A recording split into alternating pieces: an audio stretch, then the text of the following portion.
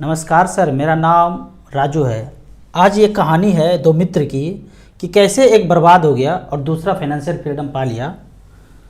गांव से दिल्ली काम करने आते हैं, मल्टीनेशनल कंपनी में दोनों का जॉब लगता है। अच्छा खासा पढ़ा लिखा है, 50-50 हज़ार का नौकरी दोनों को मिलता है। लगभग 30 हज़ार रुपये पर मंथ खर्च हो जाता है दोनों का जीवन यापन करने में, और 20 हज़ार रुपये पर मंथ बचता है। अभी जो रहते हैं ऑफिस है उसके बगल में ही फ्लैट ले लिए हैं, दोनों मिलके रहते हैं। 5-5 हज़ार रुपये रेंट जाता है। जैसे ही 1-2 महीना हुआ नौकरी, पहले मित्र ने क्या किया, 20 हज़ार रुपये उनको बच रहा था, और जब 20 हज़ार रुपये पर मंथ बच जाए तो हाथ में खुजली होने लगता है, कीड़ा काटने लगता है। तो ऑफिस से 40 किलोमीटर दूर संडे को देखने के लिए गए और एक प्लॉट रजिस्ट्री कर दिए।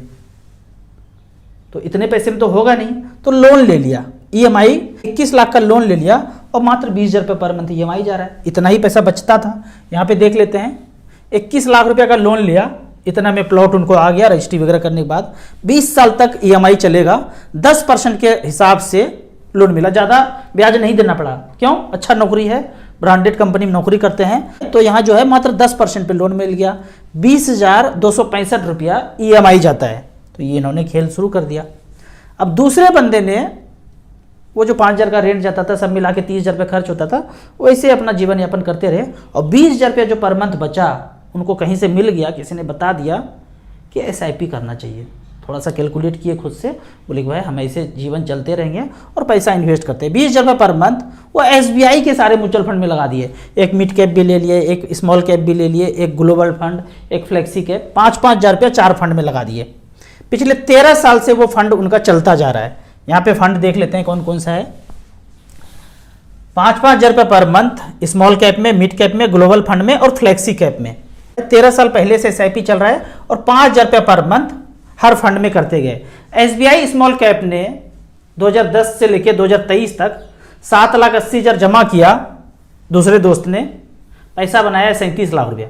दूसरे फंड ने SBI मैग्नम मिड कैप ने 7,80,000 जमा यहाँ भी हुआ, दूसरे फंड ने बनाया 27 लाख रुपया। और यहाँ पे आता है मैग्नम ग्लोबल फंड, यहाँ पे भी 7,80,000 जमा किया, यहाँ पे बनाया 21,80,000 रुपया। और लास्ट का फंड है SBI फ्लेक्सी कैप, यहाँ पे भी 5-5 हज़ार रुपये पर मंथ 2010 से लेके अब तक जमा हुआ 7,80,000 और पैसा बनाया 20,74,000। तो सबको यहाँ पे अगर जोड़ते हैं, 2010 से शुरू किया, 13 साल बीत गया, तो कितना पैसा टोटल हुआ? 5-5 हज़ार करके 4 जगह लगाया। एक ने बनाया 37, दूसरे ने 27, तीसरे ने 21, दूसरे ने 20। 1,05,00,000 रुपये बन गया इनका टोटल। मुझे इस बंदे का फ़ोन आता है कि मुझे फ्लैट खरीदना है, तो बताइए कौन सा खरीदूं? ब्रांडेड खरीदूं, नया एकदम खरीदूं चकाचक वाला, या पुराने में जाऊं? तो मैं प्रेफर करता हूं कि पुराने फ्लैट में आपको जाना चाहिए। यदि आप गांव में रहते हैं तो ज़मीन जल्दी से खरीदिए, जल्दी से घर बना लीजिए। इज्जत का बात है, प्रतिष्ठा की बात है। शहर में ये इज्जत प्रतिष्ठा आपको कोई नहीं देखने वाला है। पैसा चाहिए, पैसा है तभी कोई बुलाएगा, नहीं तो नहीं बुलाएगा। गाँव में ऐसा नहीं है। गाँव में इज्जत प्रतिष्ठा है तो घर अपना होना चाहिए। हम भी गाँव में होते तो कब का ज़मीन घर बना के बैठे होते, लेकिन हम शहर में रहते हैं। तो शहर में रहते हैं तो ये सब मायने रखता है। पैसा आपको चाहिए, पहले जीवन यापन करने के लिए आप अपना पैसा एक्यूमुलेट कर लीजिए। इस बंदे ने कर लिया। तो मेरा कहना है कि आपको शहर में अगर रहते हैं तो फ्लैट सोसाइटी में लीजिए, ज़मीन खरीद के बनाना नहीं है। सोसाइटी में रहने का एक मज़ा अलग है। अब यहाँ पे आप चालबाजी करेंगे कि अपना ज़मीन होगा तो उसके ऊपर भी घर बना देंगे, रेंट लगा देंगे, नीचे का कमरा भी रेंट पे लगा देंगे, ये सब चालबाजी है। आप अपने घर से भी पैसा अर्जित करना चाहते हैं, मतलब इस तरह से हुआ कि पेरेंट्स से भी पैसा कमाना चाहते हैं। घर घर हो गया, अनमोल हो गया। अब उससे कमाने का नहीं सोचना है। हम जब घर खरीदेंगे, फ्लैट खरीदेंगे, तो उससे कमाने के लिए नहीं सोचेंगे। तो यहाँ भी नहीं सोचना चाहिए। तो उतना पैसा एक्यूमुलेट कर लीजिए कि ये सब चालबाजी नहीं करना पड़े। तो इसके लिए पुराने सोसाइटी में जाएंगे तो बिल्डर का वो तामझाम सब हट जाएगा, सोसाइटी हैंड ओवर हो जाएगा। अगर किसी ने 50 लाख का फ्लैट लिया है, वो 60, 70, 80 में भी बेचेंगे 10 साल 12 साल के बाद, उनको लगा कि बहुत मुनाफा हो गया। जबकि नए में जाएंगे तो 1.25 करोड़ 1.5 करोड़ में लगेगा फ्लैट। 50 लाख में अच्छे शहर में आपको ठीक ठाक फ्लैट मिल जाएगा। लेकिन ब्रांडेड में जाएंगे, नया में जाएंगे एकदम, तो 1.25 करोड़ 1.5 करोड़ इस तरह से जाएगा। तो पुराने 10 साल 15 साल पुराना अगर फ्लैट है तो वहाँ उस पर जाना चाहिए। फिर यहाँ पे 90% लोग बोलेंगे ये क्या सलाह दे रहे हैं, अपना घर अपना ज़मीन अपना होता है, ये फ्लैट का कोई ज़िंदगी है? मैं आपको एक ऑप्शन देता हूँ। आप जहाँ भी रह रहे हैं शहर में घर बना करके वहाँ रह रहे हैं, एक फ्लैट आपको अगल बगल के सोसाइटी में फ्री में दे दिया जाए, फिर सोचिए आप कहाँ रहेंगे। मजाक नहीं बोल रहा हूँ। अगर आपको ये ऑप्शन दे दिया जाए कि फ्लैट फ्री में मिल रहा है, वो अपना घर द्वार जो बना के रखे हैं सपनों का शहर, वहाँ से निकलेंगे और उस फ्लैट में चले जाएंगे। फ्लैट का, सोसाइटी का रहन सहन ही अलग होता है, हवा पानी धूप ही अलग होता है। आप घर देखिए शहर में कैसे है, एक एक करके कहीं पेड़ पौधे का दर्शन नहीं मिलेगा। सोसाइटी में एटलीस्ट थोड़ा बहुत पेड़ पौधा आपको मिल जाएगा, तभी क्लियरेंस मिलता है फ्लैट बनाने के लिए, और हवा पानी का भी अच्छा खासा प्रावधान होता है। तो इसलिए मैं बोलता हूँ कि जब रहना है ना, तो ये खोपड़ी में चालबाजी पैसे का नहीं सोचना है। जब आपको कोई फ्री में ऑफर कर देना तो यही बोलेंगे चलते हैं सोसाइटी में रहेंगे, वहाँ मज़े करेंगे, वहाँ से निकल के चले जाएंगे, क्योंकि वो फ्री में मिल रहा है। अगर 50 लाख रुपए लग ही जाता है तो क्या है, किसी ने इतना पैसा बनाया है जो 50 लाख रुपए झोंक के अपना ज़िंदगी मज़े में जीना चाह रहे हैं। तो इस तरह से मैं बोलता हूँ, कोई 10 साल 15 साल 20 साल पुराना सोसाइटी है, उसमें फ्लैट खरीदिए, आप अपने कैपेसिटी में खरीद पाएंगे।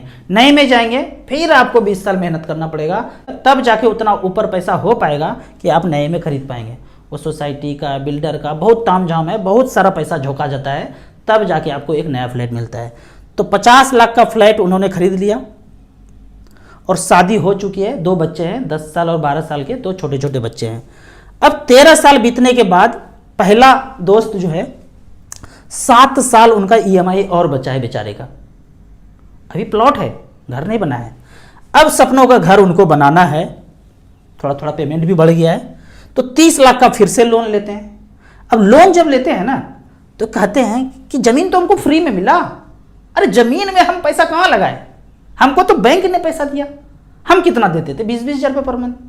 हमको तो 21 लाख का प्लॉट मिल गया, एकदम बर्फी साइज का टुकड़ा का प्लॉट सोना उगलता है भाई, इतना अच्छा प्लॉट है, फ्री में मिला। 20 हज़ार का कोई मुराद है, अब 21 लाख का प्लॉट मिल गया। अब फिर घर बनाने में भी वही बोल रहे हैं, घर हम क्यों बनाएंगे, बैंक दे रहा है फ्री में, लोन फ्री में दे दिया। अब यहाँ पे भी ईएमआई चलेगा, आने वाले 20 साल तक 15-16 हज़ार रुपया ईएमआई यहाँ भी चलेगा। अब यहाँ भी 30-35 हज़ार का ईएमआई आने वाले 20 साल तक चलेगा।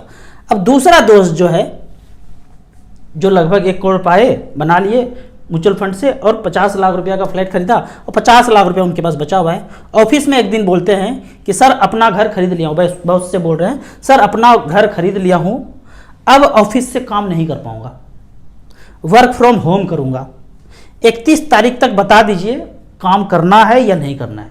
ये होता है कॉन्फिडेंस पैसे का।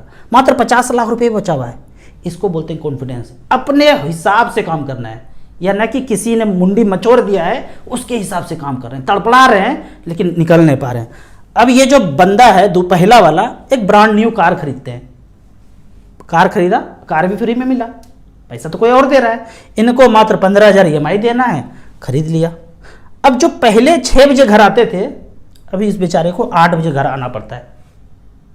नहीं कर पा रहे, उतने में पूरा नहीं कर पा रहे हैं, और गाड़ी जो है 80 के स्पीड में चला रहे हैं। ज़िंदगी में एक टर्निंग पॉइंट आता है, छोटा छोटा सा, शुगर और बीपी का मेडिसिन भी शुरू हो जाता है। और दूसरा वाला जो दोस्त है वो वर्क फ्रॉम होम कर रहे हैं।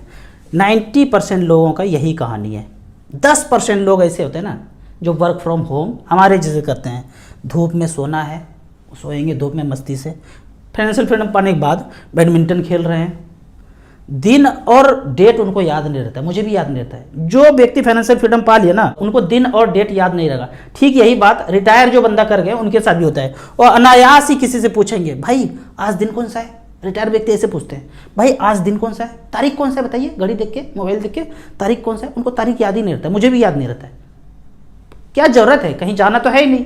तो जो बंदा घर से काम करे उनको कुछ नहीं मतलब है दिन दुनिया का, अपने मस्ती में अपने चाल से वो चलते जा रहे हैं।